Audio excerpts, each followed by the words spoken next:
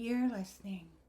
Do This First, daily personal development podcast that focuses on science-backed, actionable steps towards your best year ever. Hi, I'm Santa, your host. It is officially 49 days away till the end of 2024. Today, I want to welcome you to your one-stop guide for search engine optimization, because that's what we're going to concentrate on this podcast episode. Known as SEO, if you want your business to be seen online, implementing effective search engine optimization practices is key. This cheat sheet will provide you with actionable steps that you can take like right now.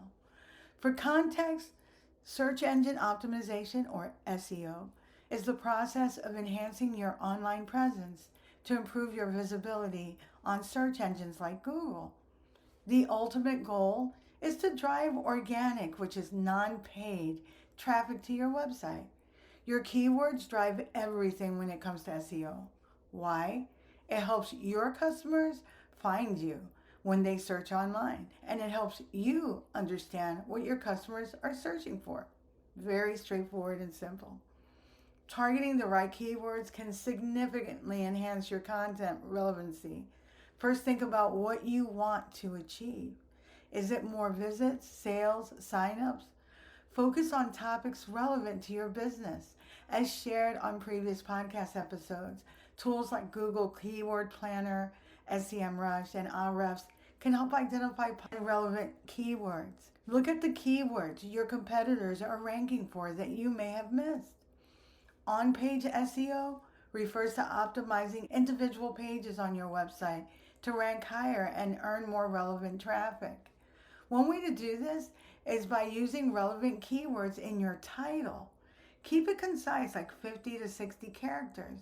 You can also use clear and persuasive meta descriptions, which should be around 150 to 160 characters, and include your targeted keywords in your meta descriptions. Meta descriptions, they're the little snippets that you see before you go onto a page. So if it's an article, it'll show up in the Google search results or Bing search results with a little descriptor. And so that's what a meta description is. Use headings to structure your content as well. H1 for the title and H2 for main headings, H3 for subheadings. What we're talking about is the typography, the size of the font. Obviously, titles need to be bolden, and that's H1, your first heading.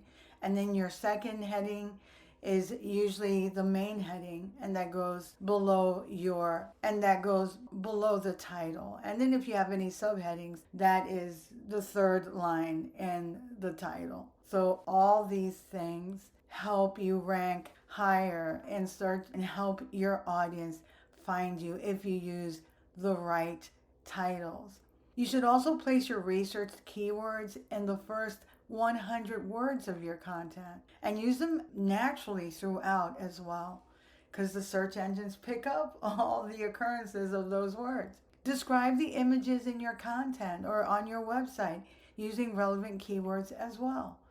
This helps search engines understand your images, and you can rank on images. Link to relevant pages within your own website to enhance navigation and SEO authority. High quality content wins the day. Always ask yourself before you create a piece of content, and absolutely before you post it, why does my audience need to read this? How does it add value? What questions am I answering with this piece? Does this content align with the audience research I conducted? These are questions that you really have to sit down and really think about them. And don't try to talk your way into this. Well, maybe no. If you've done your research, you're going to know what your audience is ingesting, what they're wanting, what they're reading, what they're commenting on it, they're sharing it, they're liking it, taking all these visible actions. So you're going to know. So if your content doesn't align with what you've seen them react to, then you really want to think about whether you want to post it or not. But if it's a situation where you're trying to bring awareness to something, that's a different thing. But maybe you can package it in a way that appeals to your audience based on what you've seen them interact with. So that's another thing to really think about. Local SEO is also something that you should consider if you have a brick and mortar business or if you provide products and services locally as well. Local SEO focuses on optimizing your online presence to attract more business from relevant local searches. Here are some action items that you should definitely pursue and do. Number one, Google My Business. It's a free listing. You can create and optimize your Google My Business profile. NAP consistency. NAP is an acronym or an abbreviation for your business's name, address, and phone number.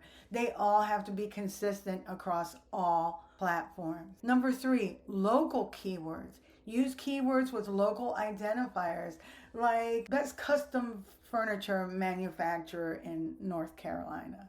You get the idea. Number four, customer reviews. Encourage your customers to leave positive reviews and then respond to them to build rapport. Number five, local listings. List your business on local directories like Yelp or the Yellow Pages and local niche directories. And I have a whole list, guys, that I'm going to include in this podcast episode in the blog portion of it. And you can go to my website, dothisfirst.life, and look for the corresponding blog to this podcast, and you'll see I have like 19 local listing options that you guys can take advantage of. Local listings are great because you can list your business, and they also help with search engine optimization. Just a couple very quickly, but again, I have a huge list on my website. You can use Bing Places for Business. You can use Facebook business pages. You can use Foursquare. You can use TripAdvisor. Angie's List, depending on the type of business that you're in. Zillow, depending on the type of business you're in. Hot Frog is pretty cool. City Search, local.com, the Better Business Bureau. I mean, it goes on and on. I have a pretty good list on the website that you can check out. I think I have about 12 to 15 listing services that are free that you can check out.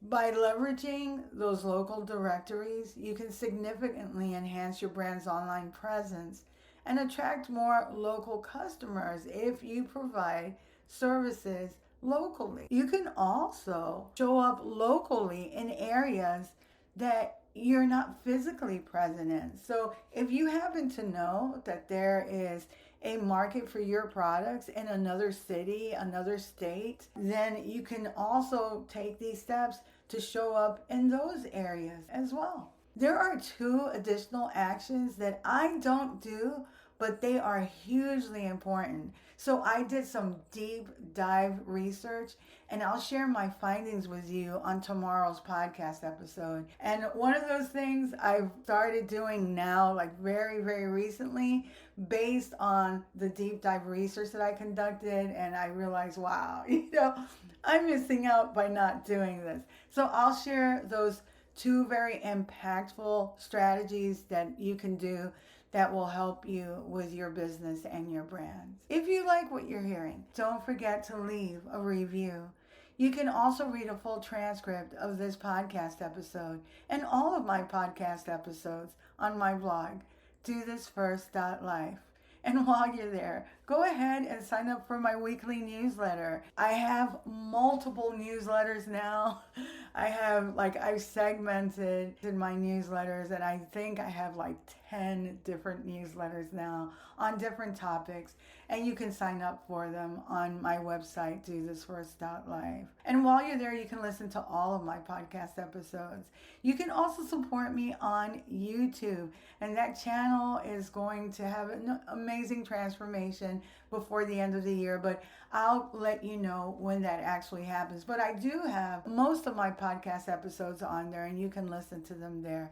My handle on YouTube is at Do This First. Tomorrow we'll continue with our micro series, Finishing Strong, where we're going to uncover these two very impactful strategies that you can start doing like right away. Till tomorrow.